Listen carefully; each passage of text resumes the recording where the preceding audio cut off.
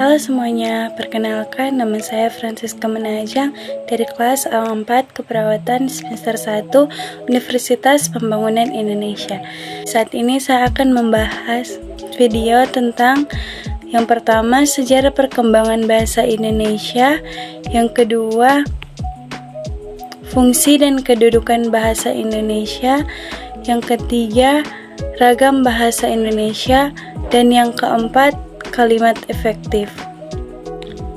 Sejarah perkembangan bahasa Indonesia. Bahasa Indonesia lahir pada tanggal 28 Oktober 1928. Pada tahun 1928, bahasa Indonesia dikukuhkan kedudukannya sebagai bahasa nasional. Bahasa Indonesia dinyatakan kedudukannya sebagai bahasa negara pada tanggal 18 Agustus 1945. Karena pada saat itu, Undang-Undang Dasar 1945 disahkan sebagai Undang-Undang Dasar Negara Republik Indonesia. Dalam Undang-Undang Dasar 1945 disebut bahwa bahasa negara ialah bahasa Indonesia. Bahasa Indonesia berasal dari bahasa Melayu. Bahasa Indonesia tumbuh dan berkembang dari bahasa Melayu yang sejak zaman dahulu sudah dipergunakan sebagai bahasa perhubungan bukan hanya di Kepulauan Nusantara, melainkan juga hampir di seluruh Asia Tenggara. Bahasa Melayu juga dipakai sebagai bahasa perhubungan antar suku di Nusantara dan sebagai bahasa perdagangan, baik sebagai bahasa antar suku di Nusantara maupun sebagai bahasa yang digunakan para pedagang yang datang dari luar Nusantara. Bahasa Melayu dipakai di mana-mana di wilayah Nusantara serta makin berkembang dan bertambah kukuh keberadaannya. Bahasa Melayu yang dipakai di daerah Nusantara dalam pertumbuhannya dipengaruhi oleh corak budaya daerah. Bahasa Melayu menyerap kosakata dari berbagai bahasa, terutama dari bahasa Sanskerta, bahasa Persia, bahasa Arab, dan bahasa-bahasa Eropa. Bahasa Melayu pun dalam perkembangannya muncul dalam berbagai variasi dan dialog. Perkembangan bahasa Melayu di wilayah Nusantara mempengaruhi dan mendorong timbulnya rasa persaudaraan dan persatuan bangsa Indonesia. Komunikasi antar kumpulan yang bangkit pada masa itu menggunakan bahasa Melayu. Para pemuda Indonesia yang bergabung dalam perkumpulan pergerakan secara sadar mengangkat bahasa Melayu menjadi bahasa Indonesia yang menjadi bahasa persatuan untuk seluruh bangsa Indonesia. Kebangkitan nasional telah mendorong perkembangan bahasa Indonesia dengan pesat. Peranan kegiatan politik, perdagangan, surat kabar, dan majalah sangat besar dalam memodernkan bahasa Indonesia. Proklamasi Kemerdekaan Republik Indonesia 17 Agustus 1945 telah mengukuhkan kedudukan dan fungsi bahasa Indonesia secara konstitusional sebagai bahasa negara. Kini bahasa Indonesia dipakai oleh berbagai lapisan masyarakat Indonesia baik di tingkat pusat maupun daerah. Fungsi dan kedudukan bahasa Indonesia. Yang pertama, fungsi bahasa Indonesia.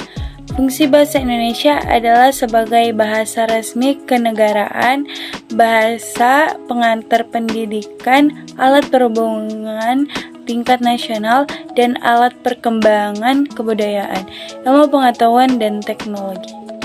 Kedudukan bahasa Indonesia.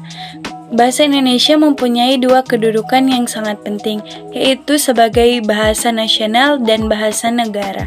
Sebagai bahasa nasional, fungsi bahasa Indonesia di antaranya adalah untuk mempererat hubungan antar suku di Indonesia. Kedudukan bahasa Indonesia sebagai bahasa negara dikukuhkan sehari setelah kemerdekaan RI atau seiring dengan berlakunya Undang-Undang Dasar 1945. Fungsi bahasa Indonesia adalah sebagai bahasa dalam penyelenggaraan administrasi negara seperti dalam penyelenggaraan pendidikan dan sebagainya.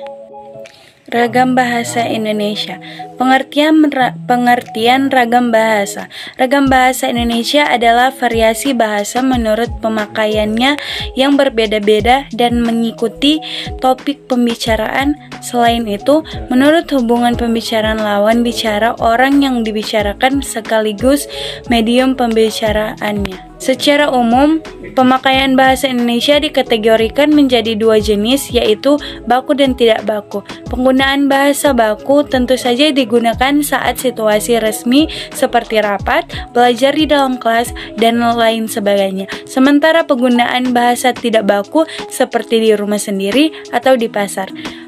Pengkategorian ragam bahasa ini dapat diwakili dari tinjauan media atau sarana yang mana meliputi ragam bahasa lisan dan tulis. Ragam bahasa lisan adalah bahasa dihasilkan oleh alat ucap dengan unsur fonem di dalamnya.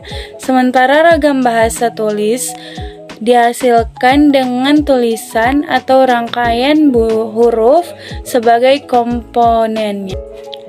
Selanjutnya, kalimat efektif. Pengertian kalimat efektif. Kalimat efektif adalah kalimat yang dapat mengungkapkan gagasan sesuai dengan yang diharapkan oleh penulis atau pembicara. Suatu kalimat dapat dikatakan efektif jika si penerima pesan dapat menyampaikan kembali gagasan, pesan, perasaan, ataupun pemberitahuan sebagaimana yang dimaksud oleh pemberi pesan di dalam kamus.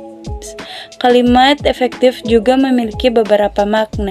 Salah satu di antaranya bermakna membawa pengaruh.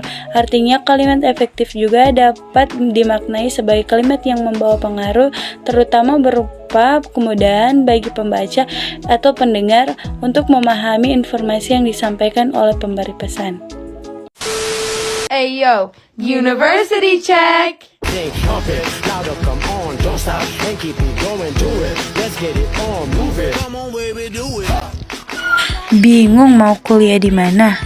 Minat di bidang kesehatan? Universitas Pembangunan Indonesia lah jawabannya. Kenapa?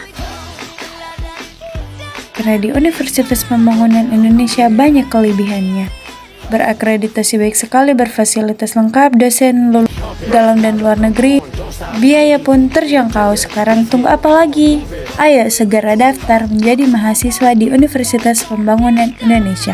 Fakultas Keperawatan, we care, we cure to the core.